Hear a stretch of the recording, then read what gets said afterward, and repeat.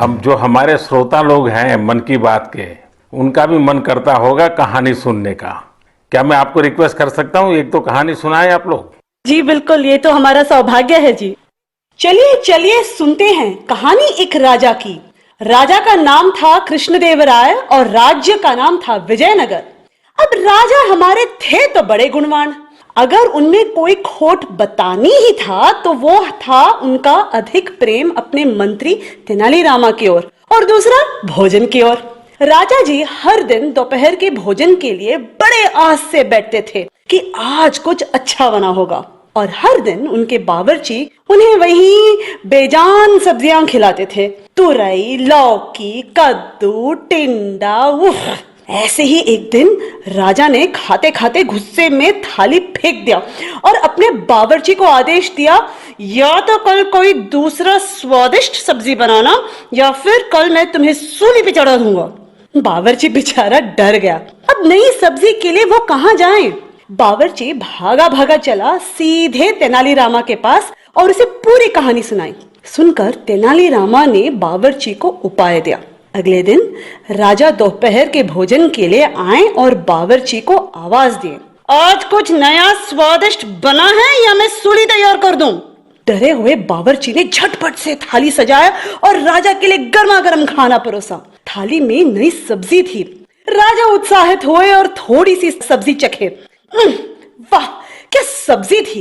ना तुरई की तरह फीकी थी, ना कद्दू की तरह मीठी थी।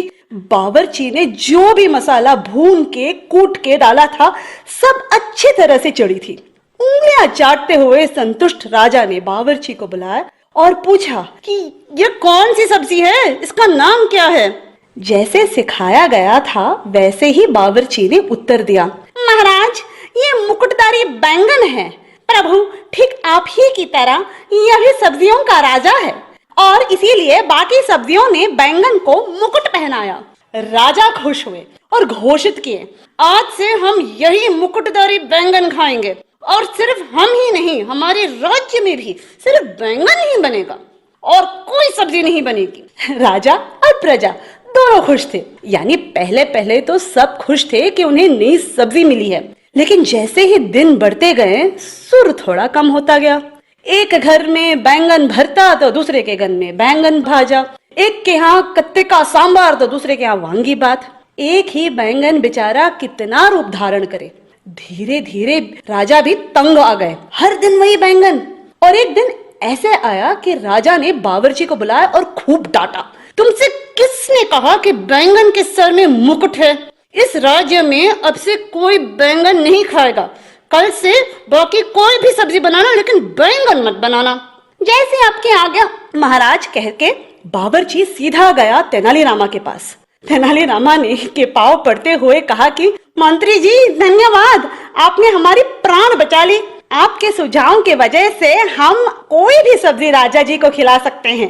तेनालीरामा हंसते हुए कहा, वो मंत्री ही क्या जो राजा को खुश न रख सके। और इसी तरह राजा कृष्णदेवराय और मंत्री तेनालीरामा की कहानियां बनती रही और लोग सुनते रहे। धन्यवाद। आपने बात में इतनी एग्जैक्टनेस थी, इतनी बारीकियों को पकड़ा था। मैं समझता हूँ बच्चे बड़े जो भी सुनेंगे कई चीजों का स्मरण रखेंगे। बहुत बढ़िया ढंग से आपने बताया। और विशेष कोइंसिडेंस ऐसा है कि देश में पोषण माह चल रहा है और आपकी कथा भोजन से जुड़ी हुई है। और मैं जरूर ये जो स्टोरी टेलर्स आप लोग हैं और भी लोग हैं, हमें किस प्रकार से हमारे देश की नई पीढ़ी को हमारे महान महापुरुष, महान माताएं बहनें जो हो गई हैं, कथाओं के माध्यम से उनके साथ कैसे जोड़ा जाए।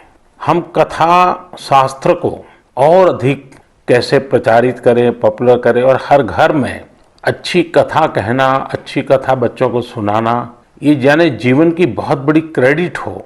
ये वातावरण कैसे बनाए, उस दिशा में हम सब ने मिलकर काम करना चाहिए। लेकिन मुझे बहुत अच्छा लगा आप लोगों से बात करने कर और मैं आप सबको बहुत शुभकामनाएं देता हूँ। धन्यवाद।